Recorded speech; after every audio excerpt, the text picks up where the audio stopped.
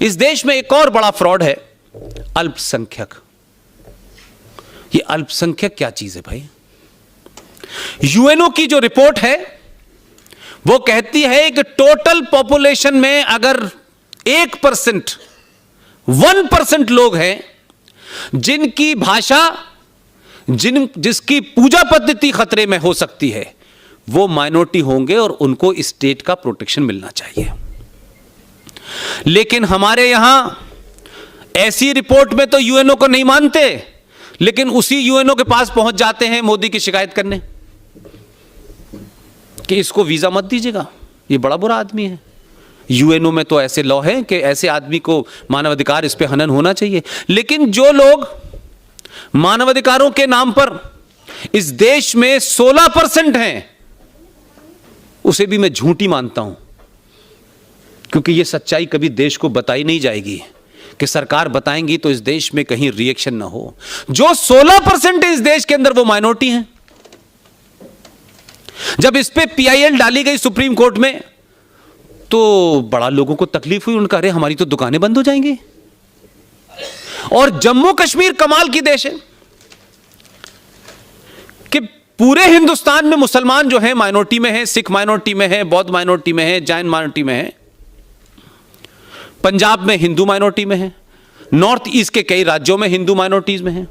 लेकिन कमाल देखिए, हम समाज को हमने तैयारी नहीं होने दिया और इस समाज से कहा कि वो सवाल पूछना ही मत, ये इनके जहन में ना आए, और अगर सवाल आ गया तो फिर 35A की तरीके से मुसीबत हो जाएगी हमारी। लेकिन हम जैसे लोग, आरएसएन जैसे लोगों की पीछे ताकत की वजह से, एक राज्य है लक्षद्वीप या पौंडीचेरी उसका नाम है, 96% मुसलमान है वहां पर। 96% मुसलमान हैं और 96% लोग उस राज्य में माइनॉरिटी की सुविधा लेते हैं क्योंकि वो मुसलमान हैं। मेरी बात आपको बड़ी अजीबोगरीब लगेगी मेरे भाई, इसलिए कि ये बात कोई आपको बताएगा नहीं। जम्मू कश्मीर में 70% मुसलमान है, 30% में डोगरा हैं, सिख हैं, जैन हैं, सरदार हैं, हिंदू हैं। जम्मू कश्मीर की मक्कारी देखिए, जहां गांधी जी को आप ही के राज्य के थे। 1947 में उन्होंने कहा अगर पूरे देश में मुझे हिंदू मुस्लिम की, भाई भाई की कोई रोशनी नजर आती है तो वो जम्मू कश्मीर में आती है। 47 में ऐसी रोशनी नजर आई कि 48 में कई हजार लोग मारे गए और वो सिलसिला आज भी बंद नहीं हो रहा है। अल्लाह करे जाने कौन सी रोशनी थी, चश्मा लगाए थे कि नहीं लगाए थे बापू हमारे। तो बापू को जहां रोशनी नजर आनी चाहिए थी वहां नजर नहीं आई, वहां नजर आई जहां आज हालत यह है कि उस हिंदुस्तान में, आजाद हिंदुस्तान में, और दुनिया के किसी मुल्क में मुझे ऐसी मिसाल नहीं मिलती माय डियर, कि उस देश के वो नागरिक जो मेजॉरिटी होने का दम नहीं भरते, मेजॉरिटी होने के कारण किसी को दबाते नहीं हैं, और मेजॉरिटी होने के बाद भी संविधान में वो प्रोविजन करके रखते हैं जिससे किसी को नुकसान ना हो।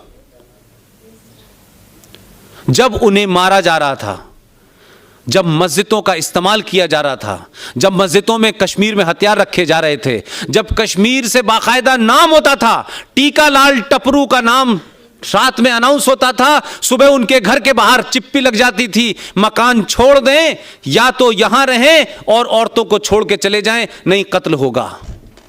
उन मस्जिदों का इस्तेमाल जब हो रहा था, खुलेआम हो रहा था, यह कोई छुपी हुई बात नहीं है। उन मस्जिदों का इस्तेमाल कर जब हो रहा था तो हिंदुस्तान का एक भी मक्कार, सेकुलर, नॉन सेकुलर, कम्युनल, धार्मिक, इमाम, मुफ्ती, कोई नहीं गया कि ये इस्लाम के खिलाफ काम कर रहे हो तुम।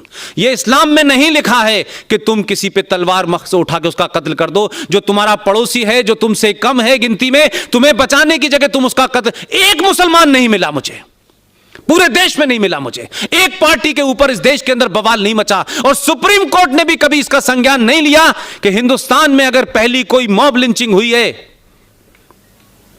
तो 1984 में दिल्ली के अंदर 3,500 सरदारों को मॉब लिंचिंग में मारा गया, सुप्रीम कोर्ट चुप रही। 1990 में 3.5 लाख कश्मीरी पंडितों को, आपको एहसास नहीं है इस बात का, आपने वो चीजें नजदीक से नहीं देखी हैं, हम सब लोगों ने देखी हैं। ये बोलते बोलते मुझे वो पूरी तस्वीरें याद आने लगती हैं। 5-5 साल की बच्ची, 2-2 साल की बच्ची, एक ऐसी टीचर जिसने एक बच्चे को स्कूल में पढ़ाया, 11th में पढ़ाया, 12th में पढ़ाया, वो बच्चा जवान हो गया, उसने उस टीचर का रेप किया और मर्डर कर दिया। मानसिकता देखिए। कोई चाय सफर में हमारे साथ पी लेता है, तब भी हम उसके साथ दोस्ती कर लेते हैं और अपनी सीट पे बैठने की भी देते हैं। ये मक्कार कश्मीरी, इस देश के मुनाफिक और मक्कार मुसलमानों ने कोई रोना रोने नहीं गया वहां कश्मीर में कि हम इस मुल्क में हैं, गंगा जमुना तहजीब की बात करते हैं, भाईचारे की बात करते हैं, साथ साथ रहने की बात करते हैं। हम कश्मीर में जाएंगे और जब तक भूख हड़ताल पे बैठेंगे, जब तक कश्मीरी पंडित वापस नहीं जाएगा। एक नहीं गया, एक आवाज इस मुल्क के किसी कोने से नहीं आई, एक सियासी लीडर नहीं बोला, एक इमाम नहीं बोला, एक फतवा देने वाला नहीं बोला। क्यों? क्योंकि एजेंडा यही था, हम चुप रहेंगे, तुम काम करते रहना। जब काम हो जाएगा तो हम कहेंगे अरे ये तो बहुत बुरा हुआ, कश्मीरी तो हमारे भाई थे। उसी की औलाद है ये महबूबा मुफ्ती जो